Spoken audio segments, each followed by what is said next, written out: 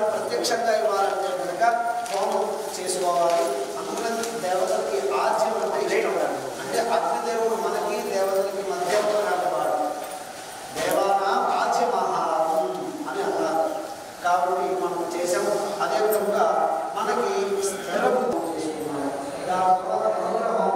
చేసుకున్నాము. వీటిని పంచాయతీ అంటే విష్ణువు, ఆదిత్య, గణపతి, అంగిక వీటిని ఈ ఐదుగురిని పంచాయతీ దేవత అంటారు. ఈ ఐదుగురిని మనం వాటికి సాక్షి భూతం పంచాయతీ దేవత అంటే విష్ణువు, ఆదిత్య, గణపతి, అంగిక. అభిన్న అంటే అమ్మవారు. విష్ణు అంటే విష్ణుమూర్తి, ఆదిత్యుడు అంటే శివుడు. మనం చేసుకున్నాం. దీని తర్వాత ఆ 12 బాక్సులకి సంగీతంగా చండీలో 12 అధ్యాయాలు. అంటే మనకి ఏ సమస్య వచ్చినా మన ఒక్కరాలని అభివృద్ధి నుంచి మనకి సమస్యలు ఇస్తూ ఉంటాయి. మీకు సమస్య వచ్చిందంటే వెళ్తే ఈ 12 గదులు చూసి మనం చెప్పాలి కదా. ఆ 12 గదులలో ఒక్కొక్క భావం ఉంటుంది. కుటుంబ భావం, పత్ని భావం, ఆయ భావం,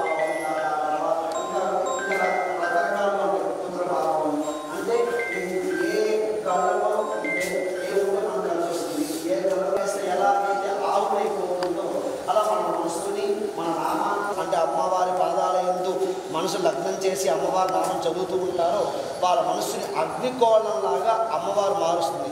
అందుకని చాగంటి కోటేశ్వర గారు చెప్తూ అరుణాచలేశ్వరాయ నమః అని అనుకుంటే చాలు వాడి శరీరం అంతా అగ్నికోళంగా ఉంటుంది.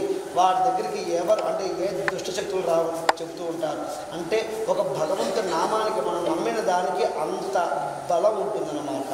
కావున మనం అమ్మవారికి అయ్యవారికి ఏకకాలంలో సకాలంలో అందరూ మనకి డబ్బు కావాలన్నా కష్టం కావాలన్నా అమ్మవారిని పట్టుకుంటూ ఉంటారు. కానీ పట్టుకోవాల్సిన అమ్మవారితో పాటు అయ్యవారిని కూడా పట్టుకోవాలి. అందుకనే మనం చండీ హోమం చేసుకుంటూ ఒక పక్కన రాహుగత పూజలు, సుబ్రహ్మణ్యేశ్వర పూజలు, అదేవిధంగా రామలింగేశ్వర స్వామికి అభిషేకాలు, అన్నాభిషేకాలు మనం చేస్తూ వస్తున్నాం.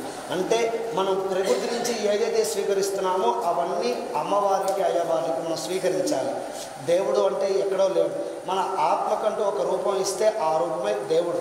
ఆ రూపంగా మన దేవుడిగా భావన చేసుకుని ఆయా రూపానికి మనం అన్నీ ఇస్తున్నాం అన్నమాట. మనం ఆకలిస్తే అన్నాన్ని తింటామా, అదేవిధంగా మన రూపం అంటే మనలో ఉన్న ఆత్మకి ఒక రూపాన్ని ఇచ్చాం. ఆ రూపానికి చైతన్యం కావాలి అంటే ఒక ప్రాణం పోయాలి.